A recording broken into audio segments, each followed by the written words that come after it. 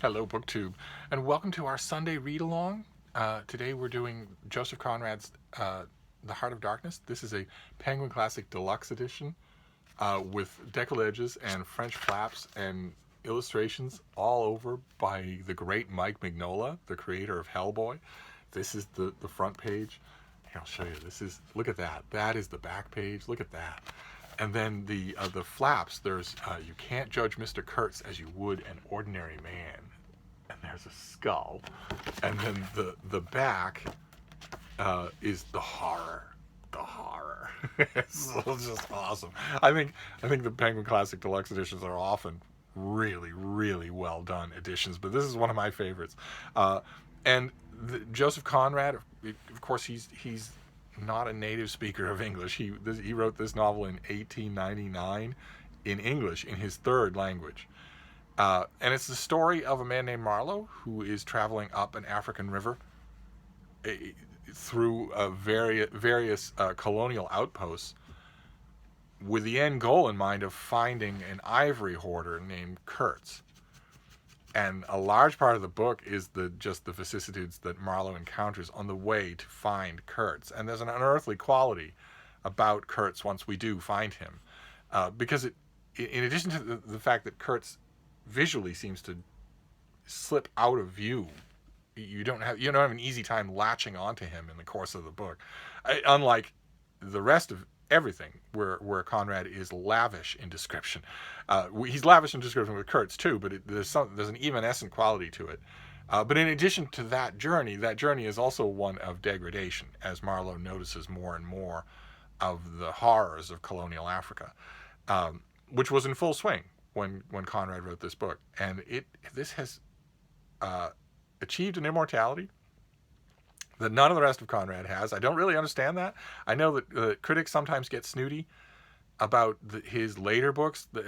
As he became a British subject and he established himself in the British marketplace, his original two books struck critics very favorably. Critics were almost unanimous in saying, okay, this is a major new talent. But as his career went on, and he started receiving and turning down major awards, he started writing easier, more accessible, more accessible fiction. And critics tend to be snooty about that. They tend to say, those later novels are obviously pandering. I like them better. But I have to confess, this book has taken off.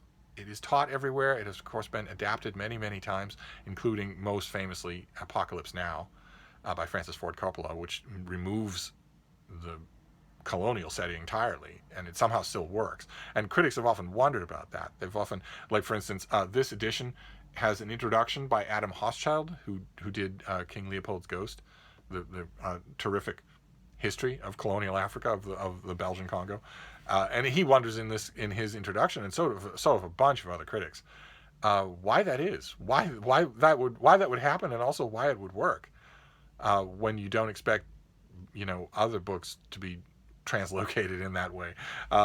The typical critical response to that has been that this is essentially a journey story, and that you can change that to anywhere. You can pick that up in both handles and move it somewhere else, and it'll still stay the same. I don't know, one way or another. The ambivalent tone that you're detecting here is that this has never been a favorite novel of mine, nor has this author ever done anything for me. I wanted to do a read-along of it because, for one, it would only take one day. I can't imagine crawling through this week after week in strip cover lit style. God knows what that would be like. It'd probably be very enjoyable, but it wouldn't be for me. Not only that, but also because this has become incredibly important as a search novel, and also more and more as a commentary on the very colonial system that Conrad was so conflicted about. I guess all that's true. All I can notice, I reread this for today. I was very happy to give this Penguin Deluxe edition a trot around the block. I had it, but I hadn't actually read it. I have the old Penguin Ordinary Heart of Darkness that I had read the last time I reread it, and so I was happy to do that. I was happy to reread it, and I was hoping, I admit, I was hoping that this rereading would be more enjoyable for me. That I would, in addition to interesting, of course, The Heart of Darkness is an interesting book, no doubt about it. But I was hoping it would be more enjoyable too. I like it when great books combine the two, and I'm afraid that didn't happen. That didn't happen. My appreciation for Thomas Paine went up enormously thanks to our read along. And I actually found myself liking a lot more about qualities about the English language translations of The Sorrows of Young Werther this time around. But there was no ground gained with The Heart of Darkness. So this is going to be a comparatively short video, not only because I just filmed a New York Times Sunday book review video that was hideously long, but also because this is at heart a very simple book. And most of my responses to it for this video are questions for you. That's always a big part of any read along for me, is wondering what you want, what you made of it. But I also, especially in this case, want to know, because a lot of you will have heard of this book without having read it. A lot of you will have seen Apocalypse Now, and maybe heard or read somewhere along the way that it's loosely based on The Heart of Darkness, and maybe not gone back and read the book. So I'm curious to know what you make of all of the palaver here, the bricolage of clunky adjectives and clunky prose, the unthought condescension towards native peoples, the hauling on cannibals, the violence, the overawing the natives with simple technology, and also the portrait of Kurtz, which is, for me, always the most interesting thing. The huge sway that he has managed to have by lodging himself like a tick deep in the in-country, and then spreading a mythology about himself that actually works, that actually convinces huge swaths of people that he's more than human. You see that pattern repeated over and over again in Hollywood movies. It's not just Apocalypse Now. It's not just Apocalypse Now. It's over and over, with variations. Sometimes the tyranny is imposed by force. We certainly get that impression with Kurtz. There are sidelong comments throughout here, because Marlowe meets a whole bunch of people who know Kurtz much better than he does long before he meets Kurtz. He meets station managers and a brick master who has no material to build bricks with. And he meets a whole bunch of thwarted people who have various very pointed psychological relations with this Kurtz guy. So, and in the course of learning and meeting those people and learning about Kurtz, I think it's pretty clear that Kurtz initially made his foothold through violence, through just brigandry. But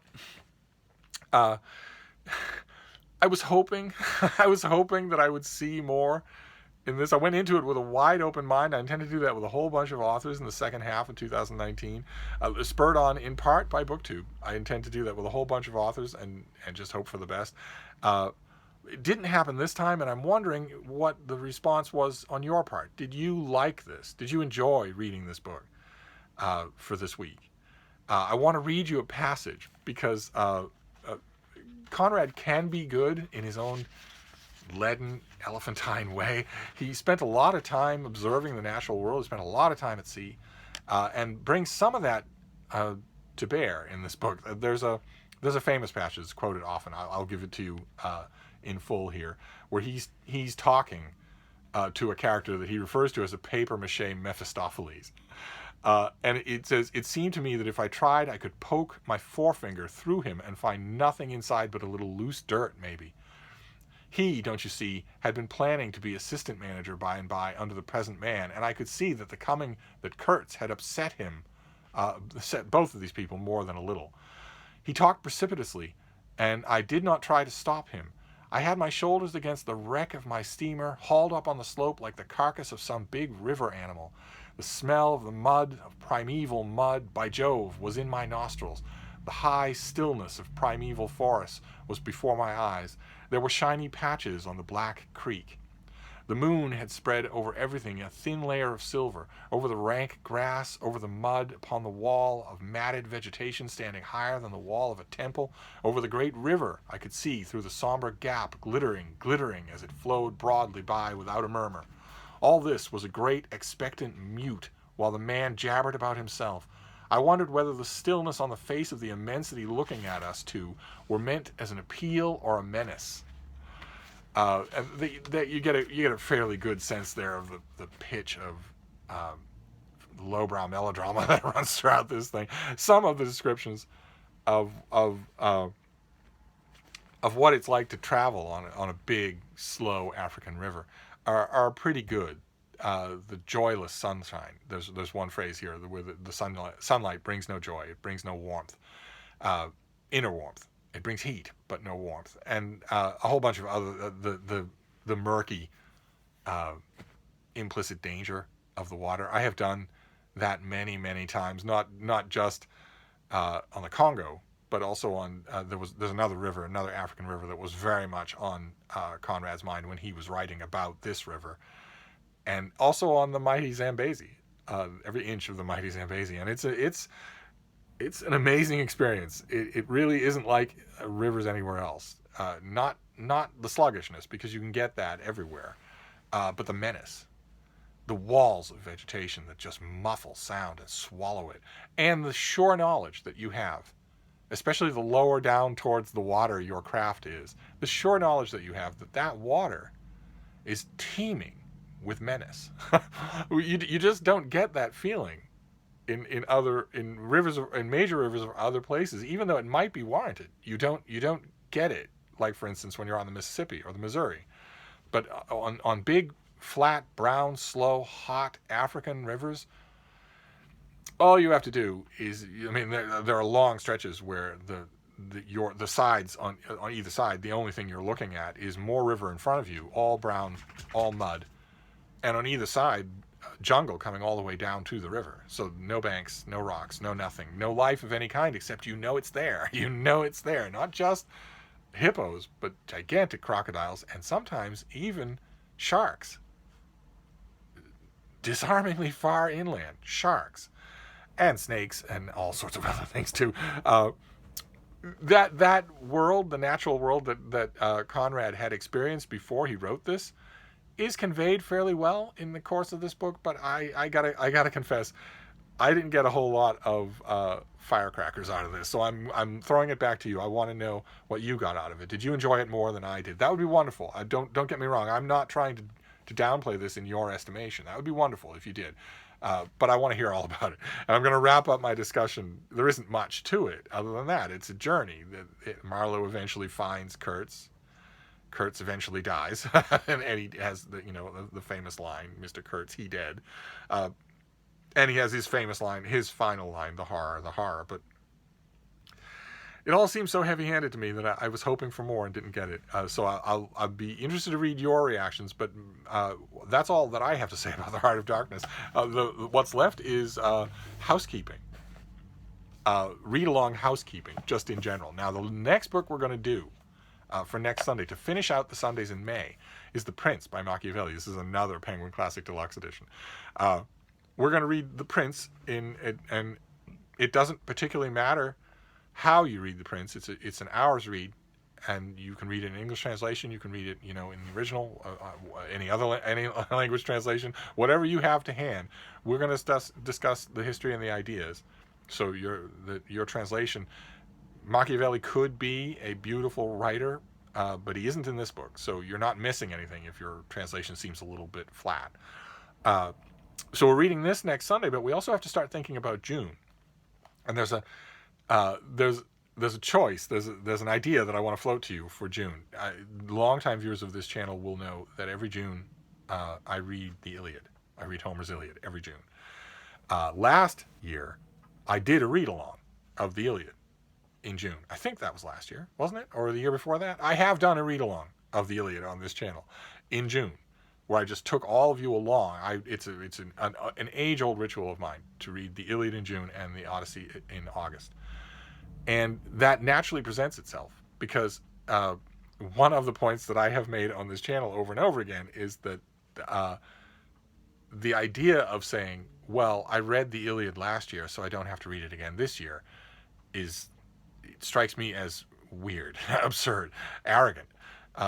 Rereading these things it's important to lay them deep into your cellular structure. So I reread things all the time. Now, I'm not going to be doctrinaire about that because one of the things that allows me to reread things all the time is that I read a lot. I have a lot of reading time, and a lot of you don't. So I wanted to put the idea to you. I mean, for next Sunday, we'll do The Prince, and that'll be easy, and that'll finish out in May. But for June, Uh, I'm going to read the Iliad anyway. So I have a couple of questions and maybe a couple of possibilities. The idea that I have for a read along for June is to pull back away. We did for May. We did 4 short works, and it was interesting. Your comments have been fantastic. It felt a little choppy. We weren't just settling down into one book. So my idea was that for June we would read The Prime Minister by Anthony Trollope. We would just read the next Palliser novel, a big, major work by Anthony Trollope. That we would read that in June. And my question, or idea, or whatever, is: do you want to do that in preference to the Iliad, or do enough of you want to postpone the Prime Minister until July and read the Iliad in June?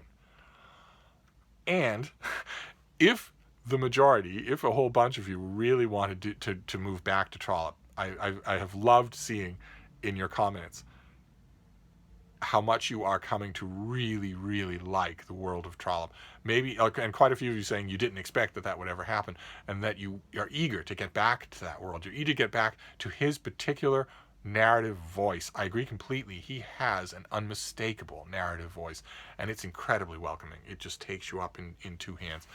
I miss it too. I love it. I love to go back to it. So don't get me wrong. If a lot of you want to go back to Trollope, okay, that's fine. Then we can do the Prime Minister for June. But that still leaves me the question of: do you want to do a read along of the Iliad on this channel as opposed to just reading it myself? Do you want both of those things, or only one of those things? And if you only want one, which one do you want? So, sound off in the comments field. Tell me all about that, because it's not too late for us to start thinking about June. We've got one read along left, and then we're straight into June. So, is it the Prime Minister? Is it Homer's Iliad? Is it both? Is it perchance neither? I don't know, one way or another. So I'm going to wrap this up for now, but I'll be back. Thank you, BookTube.